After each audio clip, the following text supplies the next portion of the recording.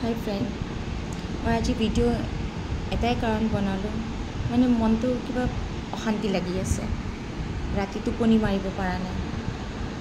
তাকে ভাবি আছোঁ যে জুবিন দাৰ নিচিনা মানুহ কেনেকৈ মাৰিলে মানুহ অকণমান পইচাৰ কাৰণে। মনটো বহুত বেয়া লাগি আছে মোৰ। জুবিন দাৰ ছবিটো চকুৰ ওচৰতে ঘূৰি আছে। দাদাই মৰাৰ আগতে কিমান বস্তু নিজৰ হেৰিটো কৈ গ'ল যে দাদাক কেনেকৈ কি কৰিব লাগে।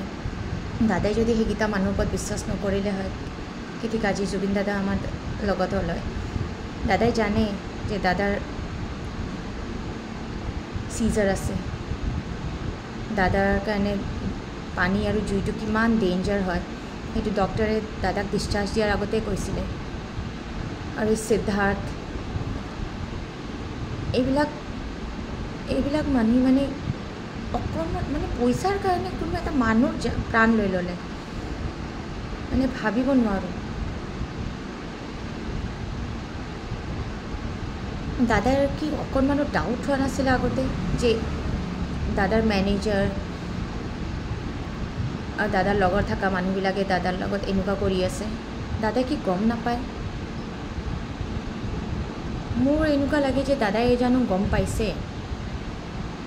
আগতে কিবা এটাতো ডাউট হৈছিলে কিজানি, নাজানো, মোৰ মনে কয়। আৰু এটা কথা যে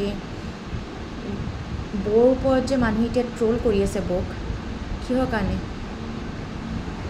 তেওঁ এজন নিজৰ হাজবেণ্ড হেৰাইছে, তেওঁহে জানে এতিয়া কেনেকৈ ভুগি আছে, কেনেকৈ পূৰা লাইফ এতিয়া অকলে হেৰি কৰিব লাগিব। মোৰ বহুত বেয়া লাগি আছে। দাদাই পানীতনো কিয় নামিব লগা হৈছে? পানীত যাবই নালাগিছিলে দাদাই। আজি যদি পানীত নানামিলে দাদা আজি আমাৰ মাজত থাকিলে হয়। মোৰ মনটো বহুত অশান্তি লাগি আছে, শুব পৰা নাই। গোটেই অসম দাদাৰ কাৰণে কান্দি আছে, আৰু সেই কেইটামান বদমাছ মানুহ সিহঁতে দাদাক মাৰি পেলালে। আজি যদি দাদাই সেইকেইটাক বিশ্বাস নকৰিলে হয়,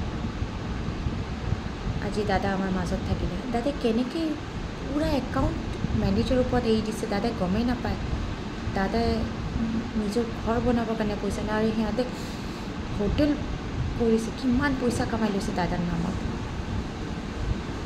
এতিয়া আমাৰ চৰকাৰৰ পৰা এই ৰিকুৱেষ্ট যে আমাক জাষ্টিচ লাগে, আৰু যোনে যোনে দাদাৰ লগত এনেকুৱা কৰিছে, যিমান মানুহ ইনভলভ আছে চবকে এটা ভাল পানিছমেণ্ট দিব লাগে।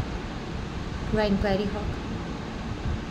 বাছ মই এইখিনিয়ে ক'লোঁ, আৰু মনটো বহুত বেয়া লাগিছে আজি, সেইকাৰণে মই ৰাতিপুৱা ভিডিঅ'টো বনালোঁ।